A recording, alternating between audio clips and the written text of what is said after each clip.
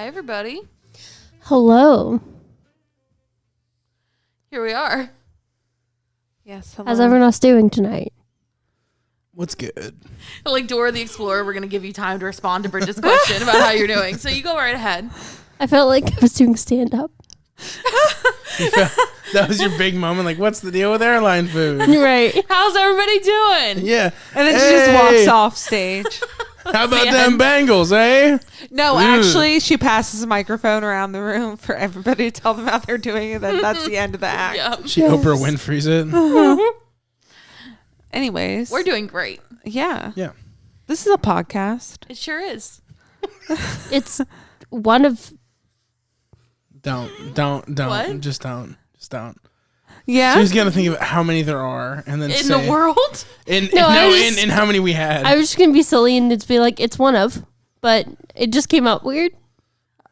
Okay. Anyways.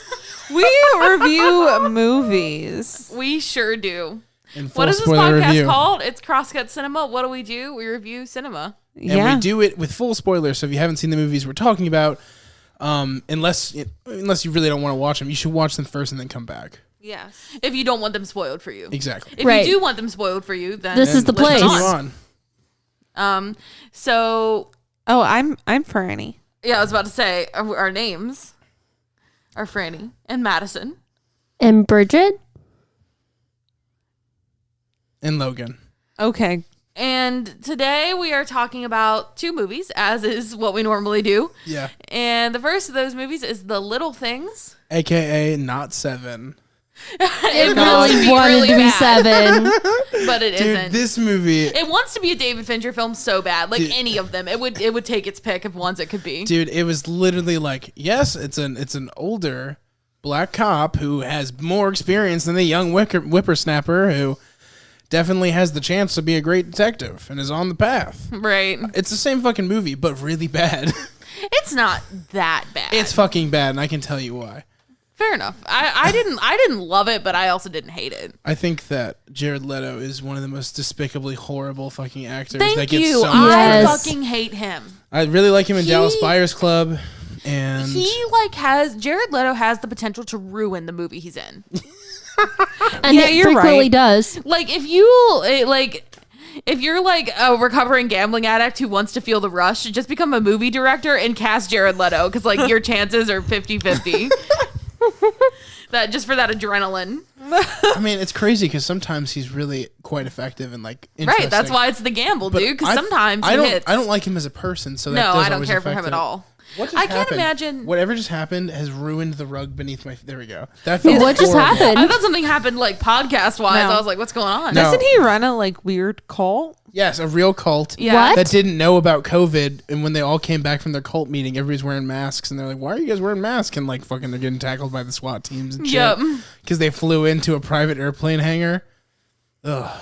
And like, and I can't imagine because of the kind of person and like supposedly method actor that he is, that like working with him would be worth it for what you would get out of Yeah, it. you're right.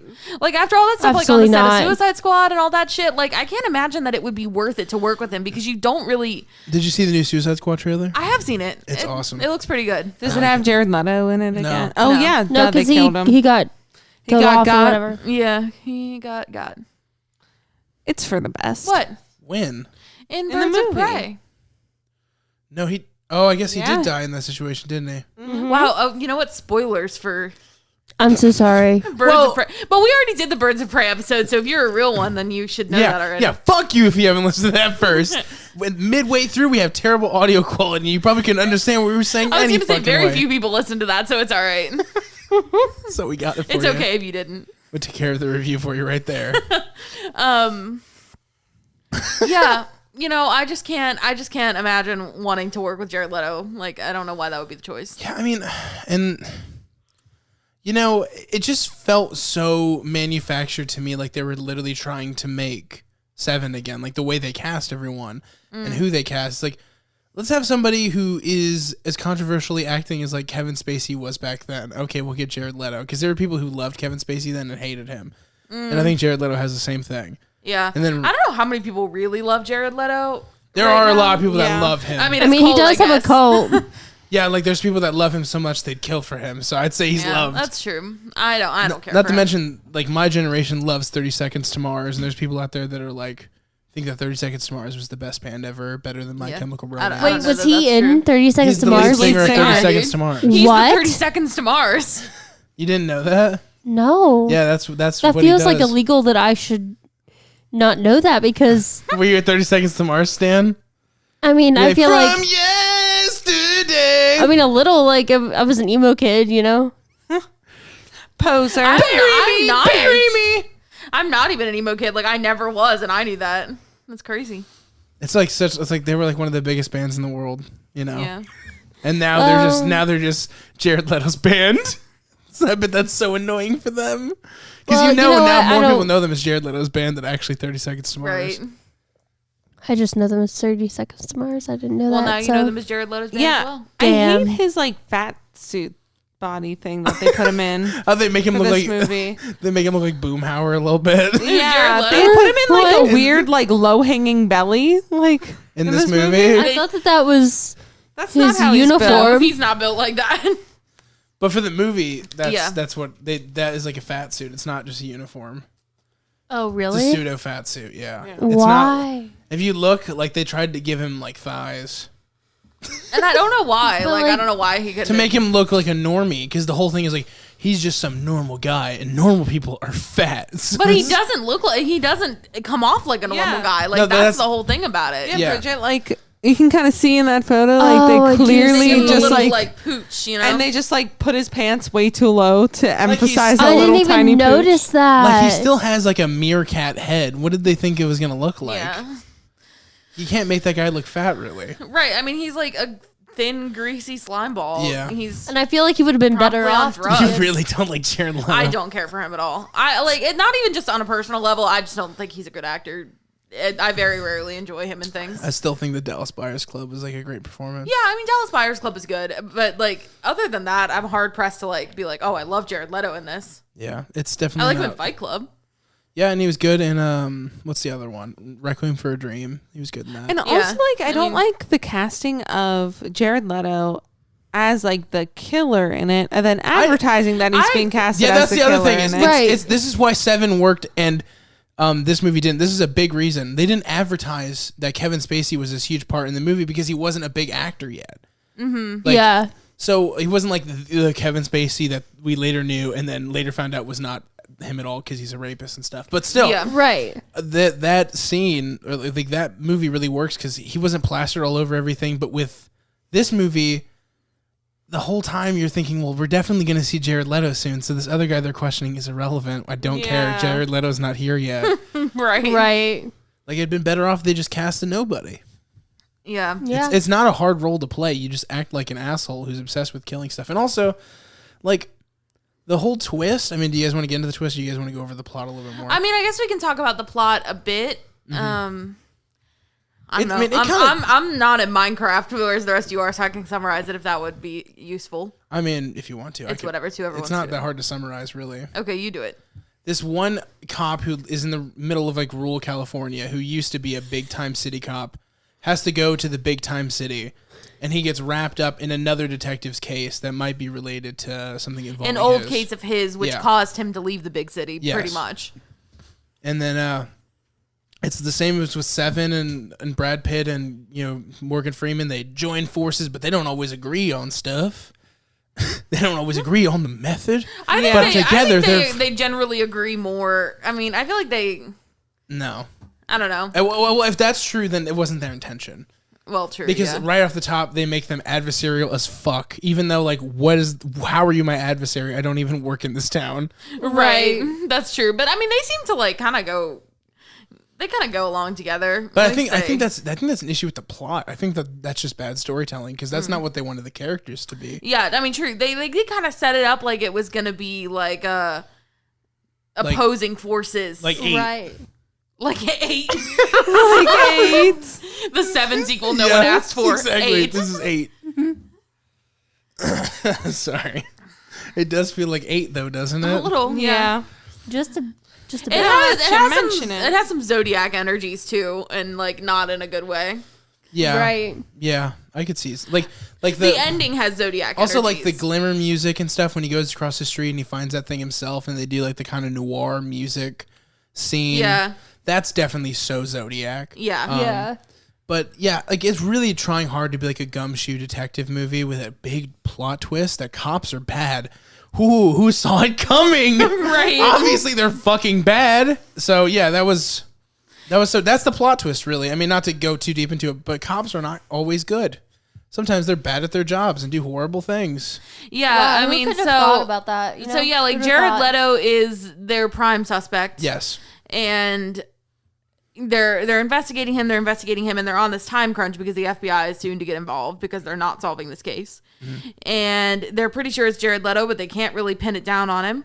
And then Jared Leto basically goads Rami Malek, who I have some things to say about him in this movie as well. Oh yeah. But he like goads him out into the desert with the promise of a confession. Rami Malek ends up killing him. They cover it up.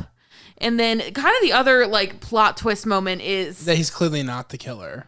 or well, it's unknown, I guess. But I mean, actually, Yeah. no, not really, because I think that whole clip cinematically tells us that it really isn't like an up for debate kind of thing. yeah. So Yeah. I mean, I have some thoughts about this, so I want to And I explain it also in think depth so people know what we're talking about. I think that shawarma guy did it because he Yeah. killed himself, and it just never really was explained why. And it's like maybe it was a guilt thing, Yeah. yeah. and maybe the other cop had too much, like he was overzealous to like catch his killer versus like his Have killer him kill be- himself. yeah. So he fucking forced it. He forced like the circle into like the square box. You know? Right. Just Yeah. didn't fit. So basically, they're trying to solve like a series of murders, and where is everything okay? She just hit the mic and I just. You good over there? Yeah. I'm just. Okay. I am. So Are we okay to continue, Bridget? Yeah, I'm good. Because when you speak, I definitely can't hear you. Oh. Okay. Yeah. Bridget was like under the mic for no reason. It just felt how I should be. But they're trying to solve these murders and a missing girl. And the girl who was missing was wearing a red hair clip in her hair the day that she was missing. And Rami Malek's character is like really determined that he's going to find this girl, or at least find the person who did it to her. So there's a whole plot line where there's a whole thing where he kills Jared Leto, and then Denzel Washington has to go Clear out his house. clear out his house to remove the evidence. Yep. And and Rami Malek gets a package from Denzel, and it's the red hair clip, supposedly. Yeah. But then we see another scene of Denzel throwing away with the rest of Jared Leto's stuff the package that the red clip came in. Which means thus that implying that it wasn't actually him. Which means Right. that all they did was kill a mentally ill man Yes. because they're the police. Yeah. And I mean, sounds, What a twist. Yeah. right. You know, and I mean, yeah, this movie is really like, I don't know. I feel like this movie is also confused about what it wants us to think about these cops too. You know what I mean? Like, Yeah. I think at times it wants us to respect and feel sorry for, you know, the older cop. The torment that they go through. With yeah, their and feel cases. sorry for the fact that they can't always solve his these phantoms, cases. you know, like the things Yeah, he and that they sees. haunt them. And it also wants us to believe in some ways that he did the right thing by letting Rami Malek believe that he solved the case and killed the right guy. Instead that, which by the way, even if he did solve the right case, that doesn't mean he gets to kill that guy. Right, exactly. Right. But and so that's my like core issue. And Bridget and I think she's come around to what I thought I about have. it. But I Bridget was and I just- talked about this at length after the movie, and I was like, what that is saying. It upset me at the time, and it still does, that Rami Malek's character gets to be vindicated in his choice, which is horrible. And I think Yeah. that in his poor decision making as a cop to both illegally follow and search this man, and then to eventually kill him and hide the body. And he's supposed to be like this up and coming guy that we're Right. supposed to root for. But- after And all so this. he has But to suffer no consequences for what he's done. And I think that that's a failure of the movie, that it doesn't reckon with that and doesn't but make him feel those consequences. I think the argument Right. that the filmmaker could make is that the kind of the desperation of the character after he's killed him, like the meek, pathetic demeanor he held, the way he was slouching as he stood after he killed a guy, also gives off the idea that police might be in over their head. But at the same time of them saying like police are bad, they turn around and say something that police are good. Yeah. This movie's I think it's contradicting. confused. It's contradicting as shit the whole time. And I think that the much better ending to this movie would be leave that part with the clip out. Let us not know if he did the right thing, and then let us. Yeah. And then, as the audience, we know that Rami Malek has to live with that every day. And how does he live with that? And I think that's a better ending to the story than Denzel Washington gives him this clip, so that he doesn't have to go through what he went through, and we know that Rami Malek gets to go home and be okay, and he gets to feel good about himself because he got the guy in the end.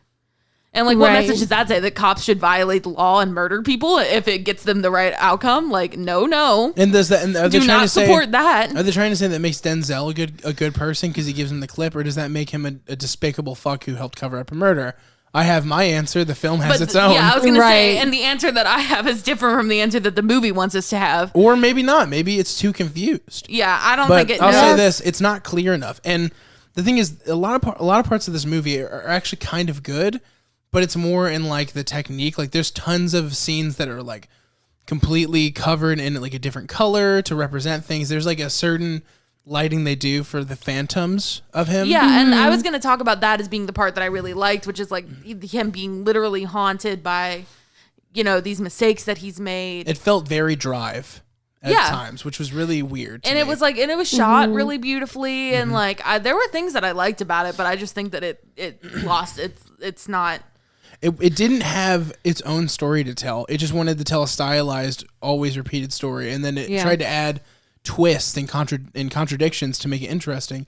But all it did was make it like show exactly how soulless it is as a story. Not so much as the filmmakers had soul in the way that they shot things, but the story itself is soulless. It's just there so they can make these shots. It's not there to tell a story.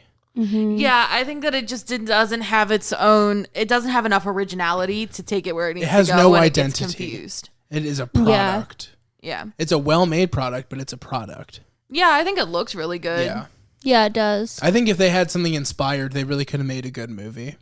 But they also would have had to eliminate every actor because and in their own right, everybody did bad in their own right. I think Denzel did things that were bad. I think Rami really did things that were bad. And Jared Leto was downright horrendous. Every line that Denzel Washington said was awful. His dialogue was the worst. As a matter of fact. And his character is really inconsistent. Yeah. Yeah, I think that's true. You kind of don't really know where I'm sure he's at. Madison was like, I thought Jamie Foxx was good in this movie. God. Oh my I don't know. I feel like Bridget really liked this movie when we came out, but now I feel like you're different. Well, She's been I feel shamed by like her critic friends. no. I like that's why I asked her, because I want your authentic. I think that what happened was we hadn't seen a movie in so long in the theaters. You got caught up in the I got a little magic. caught up in the magic and the beauty of the shots, and I wanted it to be better than it was. Yeah. And I was arguing for a better movie that was not real, but in my head, But like you paid like almost $10 to watch that. And how do you feel about that? Yeah, we just got it on HBO and we like nearly didn't finish it, but I'm like, we have to for the pod because they want to talk about it. It was so bad. But I think it's worth talking about because I think that there's like interesting things to say about it. I honestly, I think this is such an example, and there's a million movies like this, and it's where they took a concept of an inspired film that did really well, and they thought, let's do that. Let's do it with a bit more of an art house style to it, just like a touch or two, and let's try to use like big movie stars and see what happens.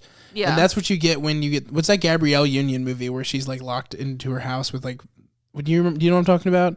No. Fuck, I can't remember it. I think I know what you're talking about. It's like it's Gabrielle Union, and it's like it's like her own version of Taken, except they're like at her house taking her children. Yeah, and she's fighting them. And it's literally just like, okay, we got an okay actress who's a lot better than Liam Neeson in my opinion, being a badass, which she can be, but it's essentially a mix of when a stranger calls and Taken. Mm-hmm. It's like no originality, no soul. There's so many movies like that. Breaking In. See, it doesn't, not even an inspiring fucking title. Yeah. Oh wow. Wanna be Panic Room fucking soulless reproduction. Yeah, I don't know. Like I think that like what you were saying, Bridget, like you got caught up in the magic a little bit, and I think that this movie has potential. Like I don't think that it had to be as kind of like lackluster as it is. I just think that it was I don't really think of confused. it as its own movie. I think it's a movie that was already made with really interesting shots in it. I mean, and for that, I say it never had a chance because at the core, every movie is its story, I think. Yeah, and I it just think, didn't have a story. yeah, and I think like the idea that it could have been like the idea that police officers do things that they think are right that are wrong and then have to live with the consequences. I think that's like a good idea. But then this movie gets confused about how to execute it. And it executes various ideas at various times. I will give it one interesting thing though. It was I believe it was shot before everything happened. Yeah. So this was shot before quarantine, which means it was shot before the big BLM movement. So yeah. And that way, the way it talks about police is interesting because I feel like that wasn't the public consciousness like right before that happened. So, maybe it was also the fact that not that the story is tired, but that it's so much more complicated than it was when they shot it. When they shot it, to talk about police brutality was an interesting subject. Now it's a subject of responsibility. Yeah. You can't handle it as loosely as they did in this movie, but before everything happened, you could, and it'd be considered groundbreaking in a way. But now it's just wrong place, wrong fucking time. Like this is not a subject that people want to fuck around about. Yeah. Yeah. I don't want you to show me a perspective that isn't real. The facts are facts. You can shoot the movie any way you want, but these guys killed an innocent person. Right. Yeah. Yeah. And that's how we see it now because of real life consequence. Maybe we wouldn't have felt that aggressively about it before. Yeah. Yeah. That's true. That's a very good point. That's a really good point. And I think that when they made this movie, they had kind of expectations that it would be like an awards movie, Maybe, yeah, I could see that. I mean, they put enough fucking star power in it. Right. Yeah, and I mean, it did get Golden Globe. It did. nominations. Jared Leto of all things. Yeah, that thing. Yikes. Makes no fucking the sense. worst And part of this Denzel's movie. way, like Denzel gets slept on so much. Like he was pretty good for this movie, but like, I mean, Roman J. Israel was like He was huge, awful in and- this. But you don't understand. Compare it to the rest of the cast. Is what I was I'm going to saying. say, out of Right. everybody else, though, Like, Denzel was really if, the best If anyone part. got Yeah. nominated, it'd be Denzel, who never gets nominated for shit, even though he's a good actor. Right. That's what I'm trying And to I say. wonder- I agree with you. But in- Jared Leto I is get what you're easily the saying. worst part of this movie. yeah. Yeah, for sure. I wonder how good or bad his acting would have been with like different direction. I don't know. I think the direction of this movie was actually kind of good. Yeah, I think maybe a different script. A different script and That's true. and maybe a different. They needed a different casting person because there was just there like even okay like for instance the guy who plays Detective Belfleur in fucking True Blood, he was the cop in the movie. Yeah. That was great casting. He totally pulls off like a cop like persona, the guy with the big mustache and the Yeah. Yeah. Could we have just gotten rid of some of these extra cops that were nothings? Like they looked like Hollister models. Like they looked like totally like Right. Right. And like same with like Rami Malek. He's too pretty for the gritty role they were giving him. Yeah. Like I don't think he's pretty though. But you know what I mean? Like he's just too like. I'm not saying that there can't be cops with like less I bravado. don't think they're trying to make him gritty. I think that they were trying to make him like the new like badass trying to cop, make him- I right? feel like they're trying to make him like a Prissy city boy, slicker. yeah. But even then, he's still so meek. I don't find him as I like think they're supposed to make him kind of meek. I don't think that I was think it he's at all. supposed to be a hard hitter, like Christian guy, because like, and that's another thing that I found really weird. But he about looks this like a movie. fucking hipster. Like you Right, see what I'm and saying? it's That's what an I'm trying issue. to say. He looks like a fucking like meek milkman. Like he looks so like something so fucking boring about him, and something Yeah, so like I don't- lackluster. And he's supposed to be a hotshot detective. Like He really kind of gave us nothing in this movie. nothing except for a weird puckered lip, as you'd say. I was gonna say, like, he has the weirdest like lip thing that he does this entire movie, and it drove me insane. The only way I could describe it is to actually make the face, which does not lend itself to this audio podcast, but Right. it's horrible. And it's like his front lip is like slightly over his bottom lip, and it's I hate it. I hate everything about It it. was the first thing she mentioned to me after she saw it. I said, "What'd you see?" And she said, "This movie." And then that was her first comment about it. Yeah. Yeah. It's pretty egregious. I feel like this movie has some like religious moments, like where they talk about Yeah. religion. Or Well, yeah, like, but where they're religion doing comes into they're play. doing that to copy Seven. Yeah, and then it goes nowhere, Yeah. and that's my Yeah. issue with it. Because that's something I said to Bridget too right after we saw Mhm, it. it I was. was like, what was with the Jesus-y stuff? Like, I Well, didn't get it. In Seven, there's very much archangel overtones, right? And that makes the story kind of, I guess, intense in a way. Yeah, and there's a reason for it in But Seven. but the difference with this movie is those characters are like almost sacrificial. Like Brad Pitt will do anything to catch this person. Correct. Right. And then Morgan Freeman is just haunted that this is going to be his last thing, but eventually he gets engrossed to it. And it's like, it's a part of who he is to solve these kind of cases. With this, we have a reluctant old cop who's a dirty cop, who's a legitimate dirty cop who killed someone before. Yes. And he's our protagonist that understands all that is law. And then the new guy is all inspired, and he's literally not willing to work hard at his job and is hiring a fucking old detective to be a detective for him. Yeah. Right? I mean, yeah. Dumb. Yeah, and then and I just don't. There's no reason for it. Like in 7, there's a reason that Exactly. they have Right. these religious overtones. Like they want us to believe that these are two archangel-like characters, and they're fucking not. Like they're not at all. These are not bringers of justice. Right.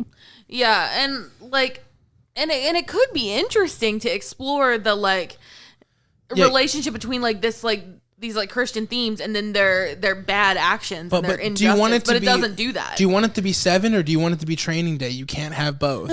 Right. Yeah. You know what I mean? Like these cops are not good cops, but you're trying to make it out to where they're like the only thing that stands between a monster and Los Angeles. Like, no, Right. they're bad fucking cops. They suck balls. Right. They one, they can't even catch the guy, and 2, they do a bunch They of illegal keep killing people. shit. Right. Yeah. And there is nothing that drives me crazier when I watch any kind of cop show or whatever, and they illegally obtain evidence. It drives me bonkers because I'm like, dude, that won't stand up in a court of law. That's gonna get thrown out. You broke and entered. You're full of Right. shit, dog. You just broke and Right. entered. That's Like, not gonna get you anywhere. You committed a crime to help stop this person. Right. That's never gonna be admissible in court, you dumb fuck. And I just love the hate it. idea where, what did he think was going to happen after he got into a car with him and drove off somewhere? Like, dude, you are officially fucked. Correct. What can you do to bring this man to justice? He had to have known on some level he was going to kill that man that night. Yeah. Which Right, then like- again is yet, why should it be a shock to me that he killed him? What the fuck else was he going to do after that? Right. What was Right. going to be that cop's plan? I'm out here in the middle of this. I went with this guy without the help of law enforcement to find all these dead bodies. What are you going to do now? You're the fucking asshole who he's going to say you dragged him out there against his will. Like, what are you going Right. to do? Yeah. Right. What the fuck are you going to It do? was really bad planning. He knew we had to have known something was going to happen that was going to be major. Yeah, and though I liked that, and I will say that it did lead to one of the scenes that really sticks out to me, which is him surrounded by all these holes because he's obsessively looking for this Digging stuff. up those holes. Yeah, You've got to go. but yeah, I really liked that scene, but kind of the setup for it made no sense. Why would you not be oh, let me call for backup? Okay, you want to take me out Or there? after We're gonna 4 need holes, who are you, Mr. Krabs? You're gonna stop digging and be okay, tell me where it really is. to right. Right. Or I'm Absolutely. assumingly gonna kill you I'm already going to. Or after 4 holes, don't you just come to the conclusion that this guy's full of shit? Stanley yelling at this motherfucker. Yeah. Dumb bitch, man. Yeah, He's like, I'm sick of digging these holes, Grandpa. And the guy's like, that's too damn too damn bad. bad. That's too damn bad. My name's Jared Leto, and I ruin everything I'm in. Yeah, I mean, there are things to like about it, like you said, the technical aspects of it. But I think this movie is confused and wants to be a David Fincher film. Yes, really, really so bad. Oh my god, it would do Yeah. anything. Who's the director? Is it Hold on. anybody notable? Fuck, I'll look it up. I don't Hold actually know. Watch it be somebody anywhere to or something, somebody big. bad. It's David Fincher. It's fucking Michael Haneke or some fucking huge name. It is directed by John Lee Hancock. He directed The Cock. Rookie, The Blind Shut Side. up. Oh, he Saving directed Miss- real things. Yeah, Saving Mr. Banks, The Founder, that McDonald's movie. I kind of like The Founder a little bit. I actually haven't seen it. The Alamo, The Highwaymen, and then he wrote and directed The Little Things. Oh, the issue was he wrote it. Yeah, probably. There we go. See, that explains how he He was wrote so. The Blind Side too, which he But that explains why he Wow, was so he wrote technically that? good. That explains why he was so technically good, Yeah. though, and why the writing was bad. he It's did just- not write The Founder, which is the one that you liked. Yeah, that one's actually pretty good. But wasn't The Blind Side, wasn't that based on real life? Yeah. Yes. Yeah. So I feel like And Sandra Bullock. Yeah, he helping didn't have to come up with a disenfranchise plot. minorities. right. Yeah. That movie's so fucking bad, guys. You guys probably think it was good, but now that you guys are film critics, you're gonna look back and be like, "Fuck it." I never don't think cared I've for The ever Blind really Side, to seen be it. fair- to- Yeah. They showed it to us a lot in my in middle school for unknown reasons. You guys just, in lieu of having classes, they just kept showing you The Blind Side. Look at this. Look at this. Can you believe it? Now look at this, you know. It's ridiculous. And I just remember that acting was so bad. He'd be like, but I don't want to play football. You got to finish what you started. I'm just like, what the fuck is this? He doesn't have to play football if he doesn't want to. I actually read the book, The Blind Side. Quit buying him polos that are You striped. read He the looks like whole a book? big ass bumblebee. Maybe not the whole book, but I read some of it at least. God. They made him look like a big bumblebee. Yeah. How was the book? It was fine. I don't know. I think the dad in that movie / book owned a bunch of like KFC Taco Bells. Oh, wow. What? Yeah. Dude, the KFC Taco Bell is not a KFC Taco Bell anymore in Gary. It's called Hip Hop Chicken now. Hip Hop Chicken, baby. I think we talked about that. Yeah. But not here on the podcast. Oh, not that's on the everybody. true. I was just remembering. I was like, wait. So any of you out in Gary who are listening to this, we know about Hip Hop Chicken. I want to go to Hip Hop Chicken. I mean, Same. Armin's is way better. Would you eat Hip Hop Chicken? Would I eat it? Yeah, of course. I bet it's fucking fire. It's made in the hood. So Yeah. it's probably pretty He said good. the hood. That's where all the good There's food a is. At good KFC portions at good prices, dude. It's like Yeah. $20. You can feed your whole fucking family. Absolutely. We all like, we have a local KFC A&W. Yeah. That shit. They have cheese curds. That Are shit you is talking at a great. different RPM? Am I? I feel like Franny's doing like I listen to like these meditation podcasts sometimes if I can't go to sleep, and I feel like that's what Franny's doing. She's like, we all go to the KFC. You get tacky A&W. sandwiches. I don't even mean to. You know what? You know Bridget loves the KFC A&W because they have corn dogs, and Bridget loves a corn dog. I do. Bridget loves a hot dog in any form And she loves tomatoes. and tomatoes. We went to a restaurant earlier before we recorded drive-thru. A drive-through, and this restaurant serves it's like a local thing. If you're from Cincinnati, you know what it is. But it's like they serve chili basically, like Skyline, chili to be exact. and chili not dogs. Gold Star. Yeah, Skyline in this house. Yes. Skyline, please In sponsor this us. house, we serve Skyline. Yes, but they have like chili and like chili dogs and like cheese fries and shit like that. And Bridget tried to get us to order her just a side of tomatoes, just plain tomatoes. And like I was ordering because And it's from a place that doesn't really do a lot of Right, tomatoes. like they have like maybe one thing that has tomatoes on it. like Like, a you know those salad. tomatoes are fucking rotten, as Gordon Ramsay would say. How long have these been sitting there? Well, they're fucking raw. Everything's raw. Everything's rotten. Your idiot sandwich, whatever it may be. I think we were done talking about the little things. I think that's what we've all decided. Yeah. Yeah, we have nothing I'm else. gonna go ahead and rate it a 4. It sucked. 4 out of what? 10. Could have been 4 out of 5. 4 out of 10. They might not have known that. No, it is a 4 out of 10. Funk this movie. It's a 2 out of 10. I would give it. I'm gonna give it a 4.5 out of 10 because there are things I liked about it. I liked like the way it was shot, and I thought it had like a cool aesthetic to it. But yeah, I don't think the story is enough to take it any higher than that. Yeah, I'm going to say a 4 out of 10. I got out of this movie feeling like very good about it. And like the more it just festered, you know, in my brain. Festered. What a disgusting word. And like, I hadn't seen a movie in so long. You And- got swept away in the movie magic. And like, there were some really good shots and I was just carried away with those, you know? So yeah, 4 out of 10. Fair enough. Hell yeah. Let's take a pause. We're back. Banana. Bananas. Why? Give me a banana. That's Grim. That's Grim from Grim Adventures of Billy and Mandy. That's my impression. What do you think? I thought it was pretty good. Give me a banana. It's been a while since I That was watched pretty good, Grim Adventures yeah. of Billy and Mandy. Mandy. I didn't like it as a kid. It slaps now. It's so funny. I hated Billy so much that I couldn't watch it. Oh, that's where your hatred for men started. I was It's been Billy. when you realized it was more fact than fiction. Yeah. I never watched it because I hated him so much. But Mandy's Aw. so iconic, though. You know what I've been really wanting This isn't relevant. Never mind. No, say it. What What is I've been it? really wanting to get back into that I watched as a kid is What is it? Samurai Jack, and it's on Samurai HBO. Jack's great. My It's on dad HBO loves Max. Samurai Jack. I loved Samurai Jack as a kid, and I really want to get back into it. We've been watching American Dragon Jake Long, and it's Nice. Nice. it's a great time. That was the shit, dude. Saturday morning. People were not bragging. It's the American Dragon. Or when they redid the song with the Jonas Brothers. And it was worse. It was worse. It was Back, notably back, worse. back. What is it? Back to the past with Samurai Jack. Was that what it is? Oh, come to Jack. Don't no, Jack. Yeah. That shit. Back to the past is Samurai Jack.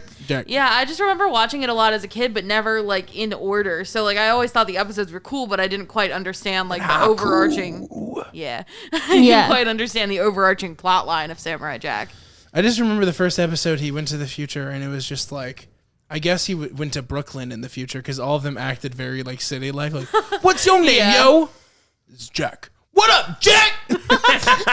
Sounded like DMX aggressive. and shit. What's going on, player? That's how they all sounded. It might Yeah. correct me if I'm wrong, but that's literally how I mean, they it's been a sounded. long time, as I said, so I kind of It did know, not. That but- part didn't age well. It felt like a little racist, but it's cool. Oh, oof. Everything's cool. Yeah. Everything's good. It's been a long time. But anyway, Do we're you not guys talking like- about. Wait, before we get on, do you guys like the theory that it's actually the professor from Powerpuff Girls? Is Samurai Jack? I do like that theory. I think that's Yes. kind of fun. What? He looks like him. It looks exactly does. like him. He looks exactly like He has him. And the like, same there's a lot of face. similarities Spinning between image. the future. Can you hand me the water? Is it made by the same people? Yes. Yeah, and then there's like a lot of It's empty. similarities between the town that he's in the future It's and the. It's empty. Drinks it I'm go- anyway. There's plenty of water in here. There's not that much. Still drinking it. Get the fuck out of here. Whatever. Cool. Okay. But we're not here to talk about Samurai Jack. No, although that'd be a great podcast. That would be fun. That would be fun. We could do it for Have Madison on a something pilot else. podcast. Just Madison. Like you just aren't invited for some No, reason. I would let her have it. I would want you there with me. But then it would just be like too much like a crossover. Why is that such a problem with everybody? I don't know. It's not a problem with me. It's a problem with Bridget. I just want you to have your own things if you want to have your own things. Okay. This is like this almost feels like a behind the scenes talk that isn't real. Like they're gonna think that there's a lot of tension about the other And there podcast really when there is is not. We're not. They're gonna be like, "Wow, Logan's such a dictator." Then like it's not that at all. It's not even that. I'm just in Minecraft. Every once It's in a fine. while, like the other podcasts we doing good, and Bridget will just openly be like, "I'm jealous." And I'm just like, "What is the? Why are you making animosity out of nothing?" No, I'm not. It's not an animosity. And There's no. just came up. She came up on that sentence. She went, "Fuck it, I'm done. I'm walking away." No, there's no ill will. No. No, Literally I'm 0%. definitely like you know how you would say to your friend like, "Oh my god, I'm so jealous of your those are such cute shoes." Like, I just want you guys to know I'm like I supportive think your and like shoes are cute. Are you okay? no, Wait, why? I'm just joking, dog. Do you need a minute? Are you no. okay? I just want to make sure that he didn't think I was actually jealous. No, I don't think you're actually jealous. I'm just giving you a hard time. Okay, we can All right, proceed now. I think we cleared that up for everyone. It's really weird that whole conversation was so odd. It didn't make any sense. Not even a little bit. Anyway, so We're- Kid Detective. Yeah, I was gonna say we're talking about Kid Detective now. This one's a good movie. So Yeah, it definitely I'm excited is. about this one. give me 1 second. Let me pull up the wiki. I want to make sure I get everybody's names right. Yes. But if you've For ever heard of sure. Nirvana, the band, the show, one of the people who worked on that show, which is like so fucking amazing. It's also by the guys who made The Dirties, which is like the penultimate school shooting film. Like it's really like they're really great directors. And this is his first feature he's directing himself. Wow. So this podcast, we're doing 2 movies that could be for Oscars for 2021. Yeah, this could have right? been, and Yes. and the thing is, neither of these were nominated for anything. Wow. As far as like Oscars, Yeah. go, I mean, which- Kid Detective should have been. I think the Kid Detective is just too niche for people. Yeah, I just Yeah. think it doesn't. Yeah, Evan have- Morgan. This is Evan Morgan's first directorial debut, and the thing is, this movie took forever to make. When it was pitched to Adam Brody, when he became a producer on it, he was like 31, and he really loved the idea. And they worked on it forever. They could never get it made. Nearly 2 different projects by other people were almost made about kid detectives that also fell through. So they were worried about it being a tired idea by the time they did it. And he said he wouldn't do it if he was 40. He said, at 40, I'm quitting. We won't try to do it anymore. They made this film when he was 39 years old. Damn. They just got in there. Just got in there. And I wonder why he felt like 40 was too old. He's like, at that point, I'm not just like a tired 30-something. Like, it defeats the purpose. By this point, I'm a grown man, like a grown man who should be doing other things. Yeah, because he's playing a 31-year-old. He's playing a 31-year-old at 39. And he can play young, but he can only do it for so long, you know? Yeah, and I mean, that's true. Like, it doesn't really work at 40 the way that it works at 30. And, you know, and once he's not in it, he's not going to try to help produce it. I mean, he liked the movie because a lot of it felt like it was made for him. And it was. They thought of him when they were coming up with the idea, and he was the perfect option for it. And it really is, like, it's so... I love how noir it is and how, like, silly detective it is. Like... All the scenes where it's like the boxcar kids and shit, and he's doing like he's solving mysteries like who stole the science project's #1 top prize or who fucking like the fundraiser money. Yeah, the fundraiser my money. bike. Yeah, and it was super adorable, and that like the film starts out that way. It doesn't really give you a peek into what he's like until later. So you start off this movie very much like on the side of the kid detective and like how like adorable and wholesome it is, and then it has a hard cut to just like a disgusting adult man who's cashing in his free ice cream for life he won when he was like 11 at 32. He's like, okay, like the ice cream man has the perfect like exchanging look at him, like you're really still fucking doing this, you pathetic bastard. Yeah, and it tells you like so much you need to know about that character so early on, and it makes it a really fun. But the reason for his break, the moment he stopped being the potential great detective he was gonna be, was when his he had like a front desk girl who was also his age. Like the city set him up with a little office, like, and she works there stuff. for soda pops, you know, which is like not exactly cool, but whatever. She works there for like soda pops, and at one point she gets actually taken by someone, and you know, like he doesn't ever figure out who it is, even though the whole town is counting on him, and that kind of spirals him into a depression because he can never solve that case, and it was somebody he genuinely cared about. Yeah. And then you just get like the loser he turns out to be. Yeah, and he's just like solving these lame cases that aren't really anything. Who's cheating on who? And he's living like a child. He's living in an apartment with like young college dudes, and he doesn't spend money on real groceries. He has ice cream for dinner. Like he's a total like college kid forever like level. He's like a child. Yeah. Doesn't operate like an adult. Yeah. And then a girl comes in with a case about her boyfriend.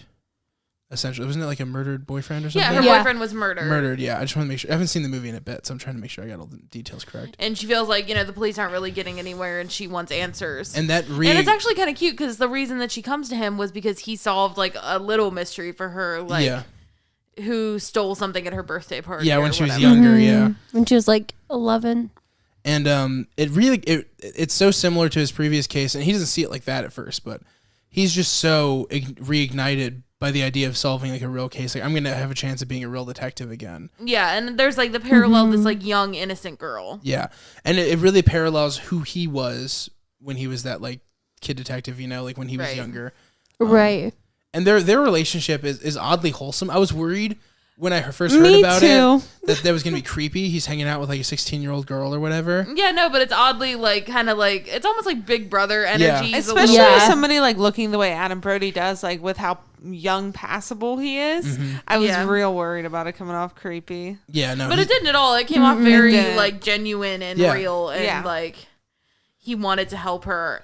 And like, you know, and it is a point in the movie, they make a point to say, like, he's not accepting money to do it. He wants to do it because he wants to pretty much, like, you know, he says, like, yeah, I want to, like reclaim my status and I want to solve something real.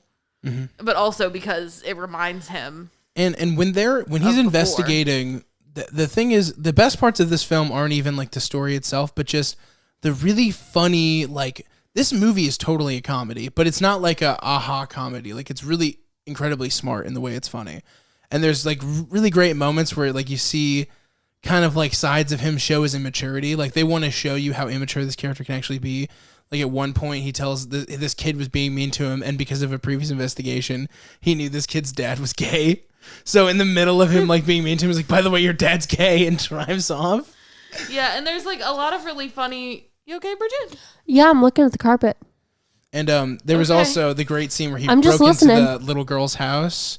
Yeah, I was gonna say like That's a lot the of funny best scene. moments where things that are cute is like a kid detective. Like they show a scene of him hiding in a closet, sneezing, Right. and getting caught, and they're like, "Oh, that's." And it was in a adorable. little girl's room, but like this Yeah. because he always got caught as a kid. Yeah, and then as a this one- kid, it was like, "Oh, that's cute, haha!" Like you're a kid detective, Yeah. in there. And then as an adult, like you It's just like creepy and you weird. just hear horrifying screams because he's in this little Right. girl's room. Yeah. Like he definitely cannot be in that girl's room. Yeah, and it's And like the it's- PTSD he's given her, but Yeah, And there's tons of immature moments for him. Like when he is first giving up on the case the first time, he like parties with like his college, college age roommate, like friends, and like he's like getting out of the dumpster buck naked. Like clearly, this is not a man who's like assembled his life in any sort of way. Like he's not at all an adult. and his like parents bring him Right. groceries. his and- parents bring him groceries and they check on him all the time. And they're like, "You have any big cases?" Like, "Yeah, I just found like Mr. McLaren's lawnmower was stolen by his neighbor, so that was like $20." It's like all just sad, depressing jobs. yeah. It's a great and like, there's a part at the end of the movie.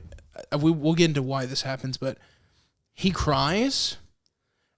And the thing is, the movie, it never really felt like it was gonna have that kind of moment. I mean, like it always gave you like depression, but it gave it to you in a way where it was like almost a sunny disposition about it, where he was always like in on the joke of how pathetic he is.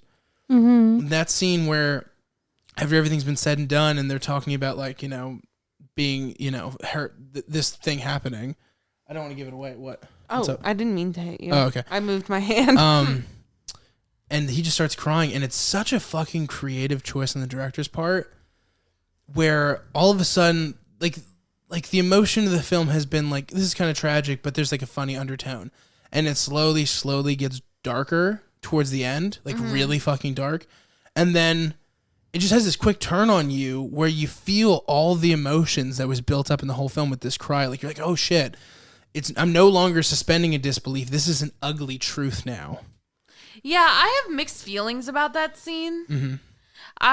In some ways, I agree with what you're saying. It's like kind of cool to have that catharsis moment. When you weren't even expecting to have felt that way until the end. And of him like, being just so overwhelmed with everything that's happened. And it's like, wow, I like really did this, but like at what cost or whatever. Mm-hmm. But then on the other hand, I almost feel like they didn't quite know how to end this movie. I don't know if I agree with that. And it just felt like, I don't know, it just felt like a really weird choice in a way that I like didn't quite sit right with me. I felt just felt like they didn't quite know how to wrap it up in a way that was satisfying. I felt like that tear moment was something that rarely happens now, where it was an actual subversion of what you're expecting.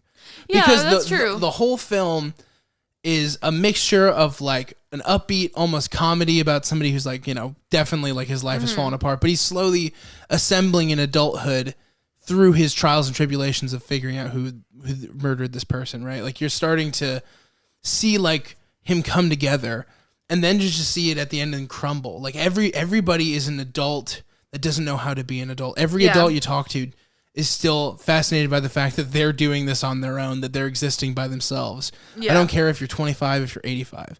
And the movie, what they wanted us to feel was like, oh, he's finally got it pulled together. He saved that person. He's now an adult. He can really accomplish things. He's shown that. But he just crumbles and cries because he's a kid. He's still a kid. He never grew up.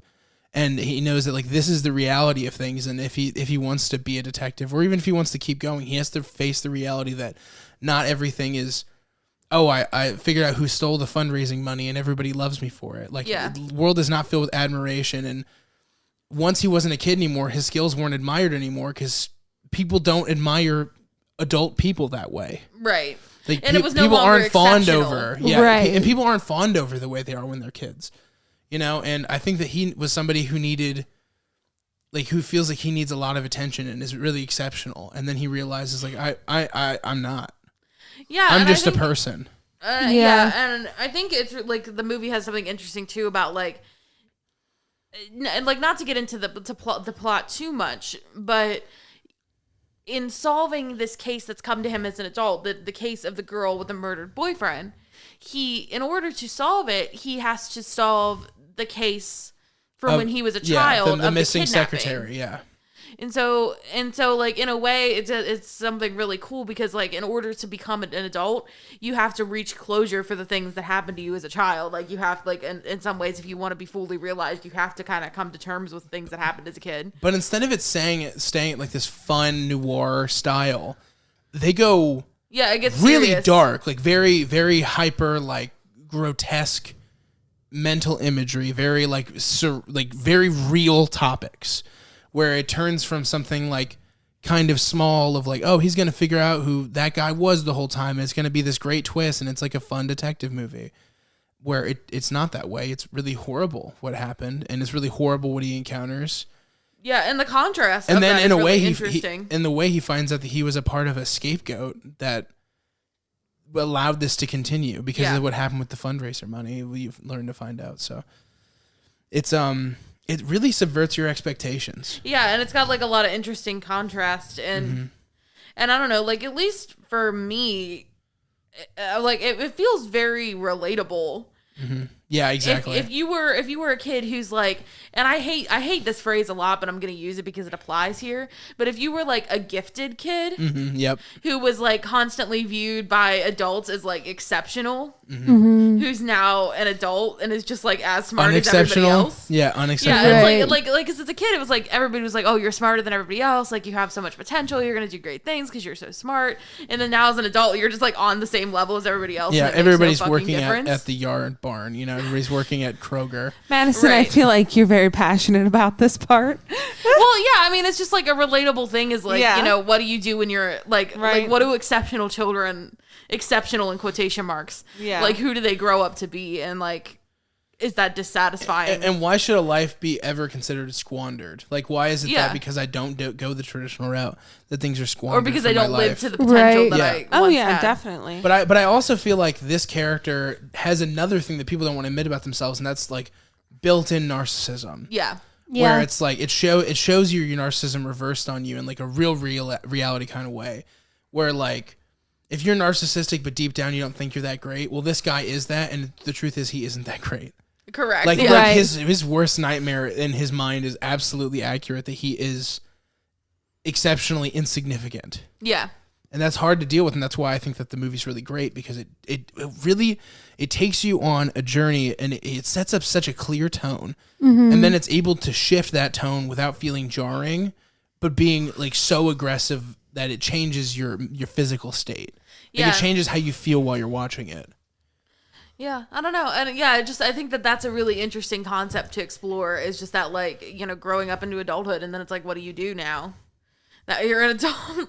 And then And do you keep doing the same things that were working for you as a kid? And like, the running how is thing that working for you? is that there's like two versions of this movie, right? And one's never going to come out really, where the director, he was a New Time director, and he's still friends with Adam Brody, but he said that the original cut of this movie was way funnier. Yeah. But he had his own image of how he wanted the emotions to be portrayed and how he wanted the story to be told, where he didn't want Adam Brody to go too far with his improv, because Adam Brody's a funny actor. I mean, he can make things funny. The funny parts of this movie are in all likelihood from him.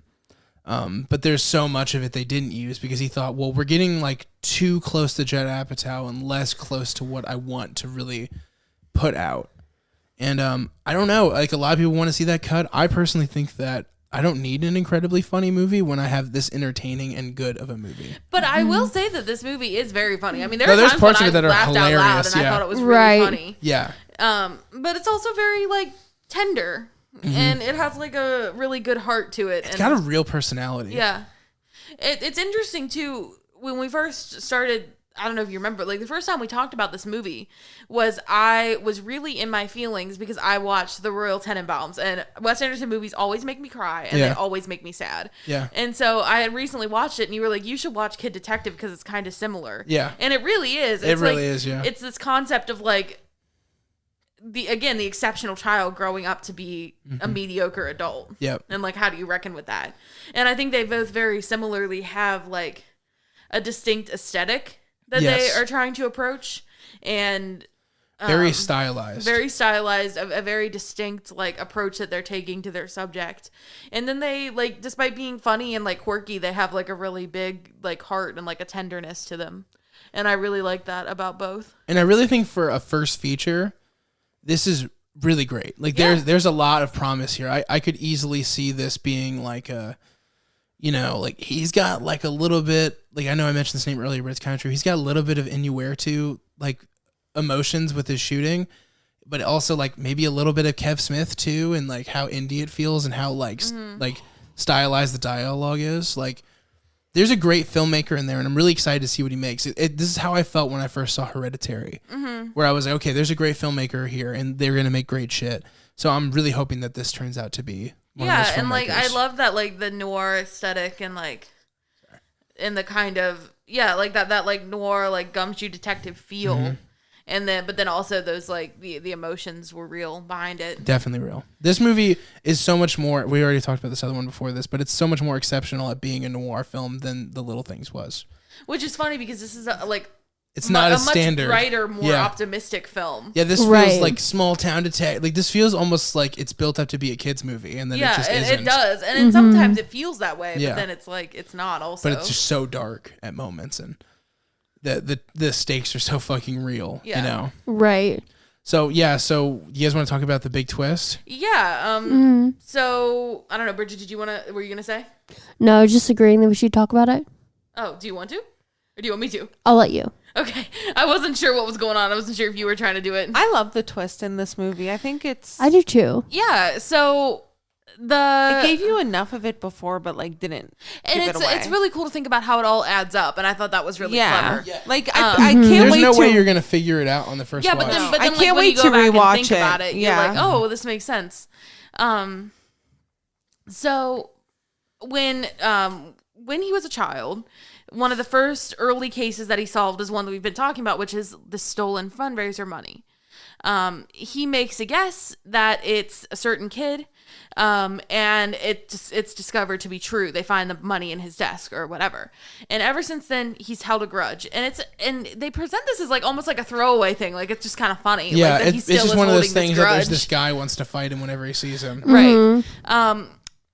And then as we talked about before, his secretary goes missing, and that kind of is like his downturn because he feels like that was the first time he was unable to meet the expectation that he would find her. And it was the most like significant thing that ever happened to anybody in the town. Yes. So he felt, and it kind of represented a change in the town as well, like from this like idyllic, happy, like, the nothing bad ever happened. Totally disappeared. Like, they were talking. There was one scene where this is actually a really funny scene. Not to interrupt, but when he goes to that ice cream shop, and then at one point the kids are convincing him that ice cream shop sells drugs. Yeah. That stark difference is like that only happens post that situation in the film, but it's also so fucking funny. But I feel like also with his secretary going missing, the whole town puts like an insane amount of pressure on him too. Yeah, and he's just like a kid. Like everyone's counting on him. Yeah, like he's told that multiple times that everybody's counting on him to find her, and that nobody's worried because they're gonna find her.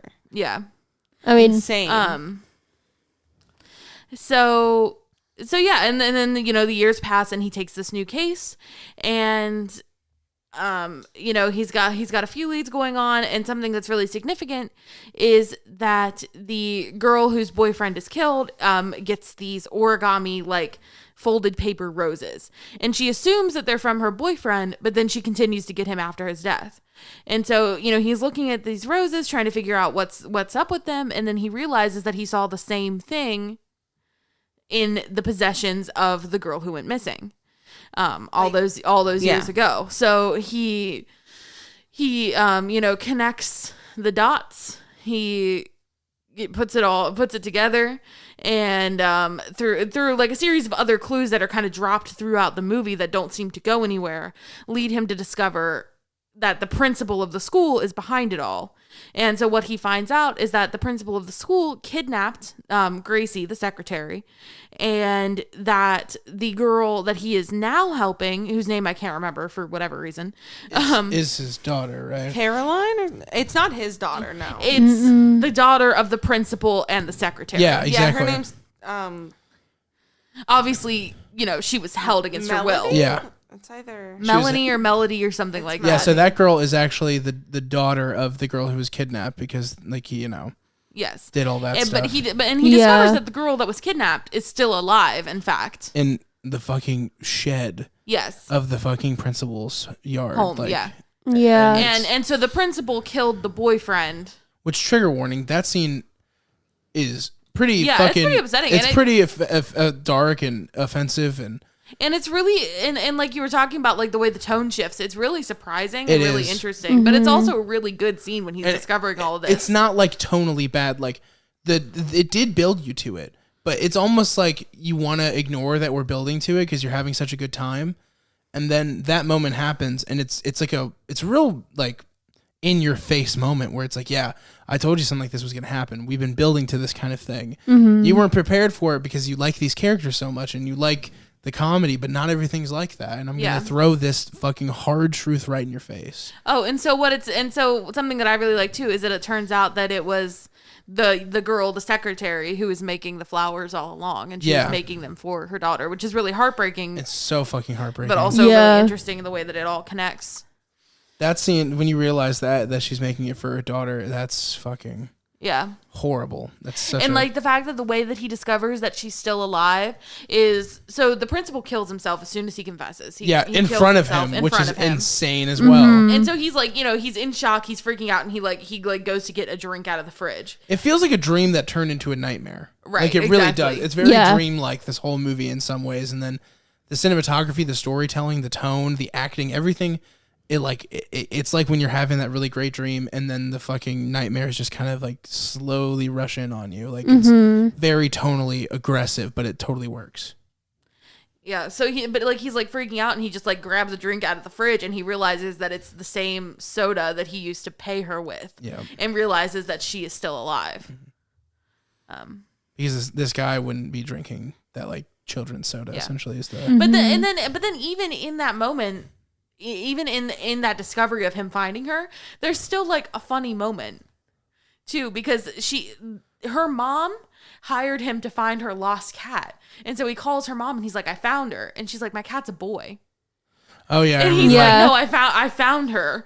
And then he does, and then like he's got a voiceover narration through the whole thing, and he's like, yeah, Gracie reunited with her mom. Her cat's probably dead though, and it's like a really like funny moment in the midst I remember of all that that scene now. That's so fucking good. It's like, your cat's probably dead though, for sure. So fucking good. Yeah, that's pretty fucking good. But it's like, I mean, it's really cool too, because like, just like when you go back and think about the movie, all those things added up. In a way, it was all the little things that added up. Nice. Damn. Yeah, this movie did what the other movie wanted to do with like drops the little hints without actually giving it away. Like the girl says, the girl who hires him as an adult, is raised by her grandparents, and she says like both of her parents died, and he's like, oh, how did they die? And she's like, in a ski trip. Like they died in a skiing accident, and he's like, oh, both of them, like, because that's weird. And she's like, it was a blustery day, and you kind of chalk it up to like the like kitschiness of the movie, like the like little quirky Wes Andersonian like quirks. And then when he sees a picture of the parents in their ski suits, he's like, oh, they're very photogenic, because it's a stock photo of people skiing. Right. And it's like, and it adds up to the fact like, oh, her parents aren't really dead skiers. They're these people. Yep. But it's just funny how all the little things. Yeah. It's really like it's really well like it's. Were you guys like glued to it when you were watching it? Was it like totally? It really sucks you in. It really does. Really That's what I kept thinking when I was like every once in a while. I'd be like, "You guys watch it?" You're just like, "No." I'm like, "I promise you, when you watch it, you're just gonna like zone in." Yeah, it took us a while to get to it, but it was really good, and it's like well worth the watch. Absolutely. Easily one of the better detective films that have come out in a while, and that's so funny because it's really nearly a parody of the genre it's doing. Like there's so many things about it that make fun of the standard detective story. Yeah, and like I said, ultimately it's like a really sweet film, and it's like really tender and yeah, no, I mean that's in a really good way. So. It's so strange the emotional roller coaster it takes you. Yeah, on. and it's funny because like the movie we talked about before, The Little Things, is kind of a movie that we were describing as soulless, and like this movie has a lot of soul. Yeah, it really does. If anything, I feel like this movie could have benefited from. It was on a micro budget, obviously. It could have benefited from more of a budget. It could have benefited from more trailers, more people actually talking about it, because this movie was in and out. Nobody talked about it. Nobody mentioned it. It had a theatrical run in October, and then it just died. I wish more people knew about it, and hopefully Hopefully this at least gets a couple more people to know about it. That's my dream. Yeah. Because it's really good. It's really cute. If they just put it on a streaming platform already, I mean, I gotta imagine it gets some popularity. Like, put it on Netflix, guys. I was gonna say, I think this would be great for Netflix. Is it not available on anything right now? Just you can rent it. We rented it on Prime for when like we watched $20. Yeah. Wow. It wasn't $20 was when we rented it. Oh, it wasn't $20 $20 anymore. It wasn't like the. No, it was like $5.99. Oh, okay. And I think you can rent it on Vudu also. Yeah, you can. Anywhere you can rent things really, and it's like a normal price. It wasn't that expensive when we did it. I think probably I couldn't when it came out. We couldn't even find the Blu-ray. That's crazy. We went to like 4 different stores. Damn. Because you know me, I'm always like a hard copy kind of guy. Yeah. So. But yeah, I think it's really well acted. Even like the kid actors do a pretty good job. That's the other thing I was gonna say was she was awesome. The she was girl. great. The kid who played the young, what's his name, Adam Brody. He was good too. Yeah, he was. Yeah, good. he was really the kid good. actors were surprisingly I thought good. the chick whose boyfriend died was really great. Yeah, I thought she was good. She had exactly the right amount of like emotion, and I then, don't like, think she had her own funny moments. I don't think in real life she's a kid. I think that actor's probably an Probably adult. older. That may be true. I mean, that may be true, but that's still like a younger actress, even if it's in her 20s. Yeah, but even like the kids, I thought did pretty good. I like the Yeah. kids on the stoop a lot. They were really a source of comedy for me. And then when he does the drugs too. Oh my god! And what a childish thing to do is like, I don't know what this is, but I'm gonna take it. Yeah, no, ridiculous for sure.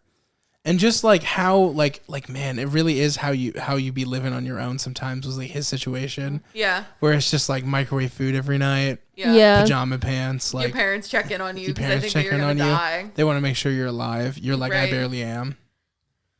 No, very relatable. Yeah. Can we talk about the overnighters at the school?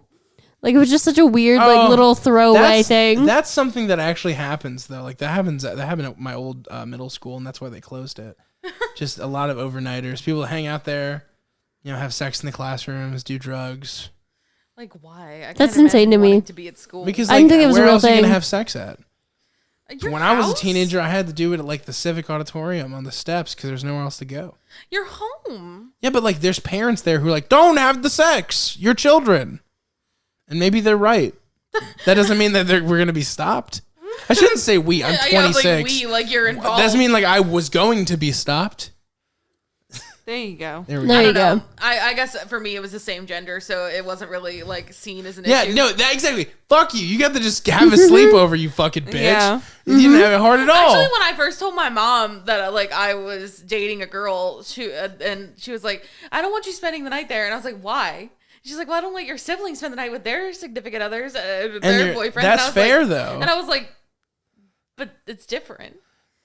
Fuck that, dude. That's fair. But I'm not gonna get pregnant. Yeah, but you might fuck around and shit, and maybe that's disrespecting the parents of the other girl's fucking house. You guys are just in there macking Her on each mom other. was cool with it. I don't know, man. There's just something about two teenagers, like 15-year-olds, being cool with slapping each other's boxes, and like parents not. Like that seems fucked up to me. I mean, they I came hate that around to it phrase. eventually. I mean, like 18's different, but I think like, like you have a biology project and you guys went down each other for 2 hours. That's fucked up to me. That's fucked up to me. It wasn't 2 hours. I'll tell you how much. I was 16. Well, you were like, I'm not good at this. It might take a while. No, if you're not good, you just give up.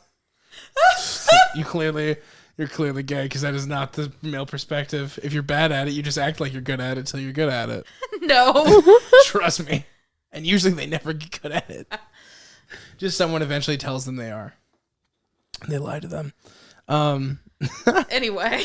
This is so fucking funny. Are we going to talk about Kid Detective or are we wrapping it up? Do we have anything else to talk about before we rate it? I feel like we went off topic there quite a bit. I was just talking about the overnighters. I didn't even yeah. think it was a real thing, dude. Oh, yeah, that's definitely a thing for sure. Never heard of I it. remember when we do it in a youth group. Wait, we have to. Never mind. I can't tell anymore. I've literally been commented as saying telling too many youth group stories. So Who says that? Who said I that? don't want to get into it. I don't want to put them on blast. I haven't even seen that comment.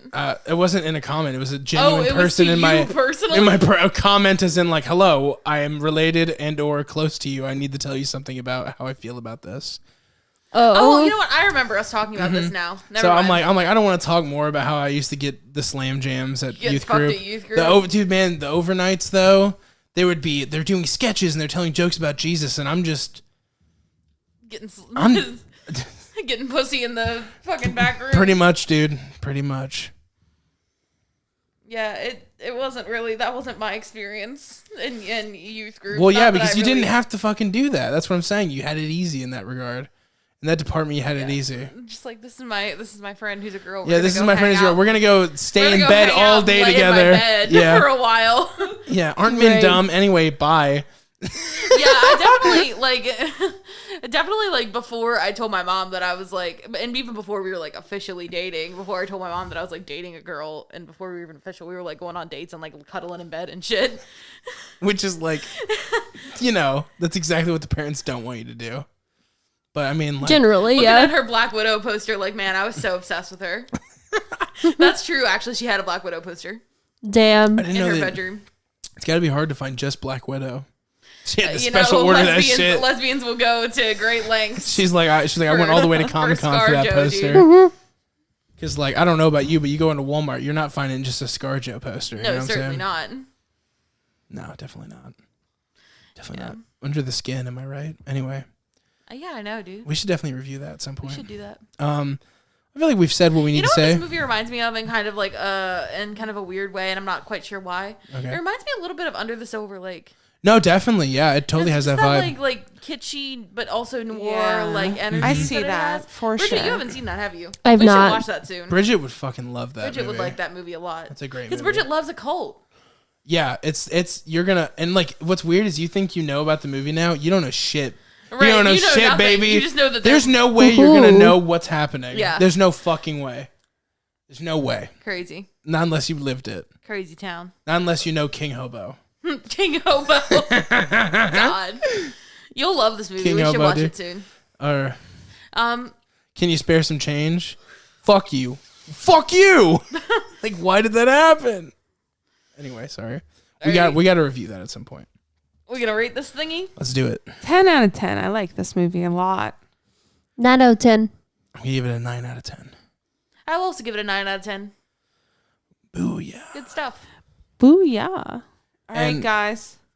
Yeah, What? if there's anything you guys want us to, I was just gonna wrap up and be like, Yeah. if there's anything you guys want us to review, please leave it in the comments. We love sure. suggestions. Yeah, we certainly take requests. And I mean, the last one was a request. Yeah, that's Yeah. true. Last one was a request. Oh shit! I just So bumped my you little can Hello. check us out on Twitter, twitter.com/crosscutcinema. You can also find us youtube.com/crosscutcinema. We are available on pretty much every podcast platform. Except Apple, SoundCloud. yeah, except Slap Cloud. except SoundCloud. But Spotify, Apple Podcasts, Yeah. Pocket Pocket Podcasts. Podcasts, And of Anchor. course, our YouTube channel, which if you haven't subscribed yet, please subscribe. yes, like, subscribe, If comment. you're listening where you can rate us, give Yes. us a good high rating, 5 stars. You All guys, that you shit. know, we at least made you laugh once. Yeah, at least one time. You know Tell at your least one friends time. about us. Yeah. Please. Spread the word. Also, if you like me and Franny, you can listen to our other podcast, which is called A Pilot Podcast, youtube.com/A Pilot Podcast. I like that it's if you like you and Franny, like if you hate me and Bridget, but Well, like no, Logan but and how Franny. much would it be if, like, I'm a Madison stan, and then she goes over and is like, there's no Madison over? Like, you know, like, it could be that one person. Or like, My one fan, damn it, I didn't mean to say it like that. you're coming off like a big asshole. Oh, that's not what I meant Madison at all. stands rally in the comments. That's not what I meant at all. That's not what I meant at all. I just think that Bridget know. probably has a lot of fans that would be like, where's Bridget too? So Probably, Thank yeah. you. exactly. There's the like, where's the Jake Gyllenhaal fucking sheep or whatever. Stop. But yeah, we review TV pilots as well as we go into some spoilers, but we always have like timestamps for that kind of thing. So if you're looking to watch a show and we cover that for you, you can get a spoiler-free version of the review of the first episode, just to kind of give you the idea of, should I continue with it? Should I give it a shot? And then also, if you like extra content from us, if you want bonus clips, if you want to see us do our videos, whether it be a pilot pod or crosscut or both, or even my own side projects, you can check out my personal YouTube channel, which will be in the description. Please subscribe so I can get my personalized URL already. I really need that URL. There's this guy making music with the same name. I got to beat his ass. I got to beat him. He's trying so hard. I'm going to fucking catch that bitch. Oh my gosh, you have to. I'm going to catch him. Good luck. Going to catch them all. Yeah, I think that's it. Yeah, that's about it. All right. Bye. All right. Later, Gator. Thank you. Thanks, We guys. love you.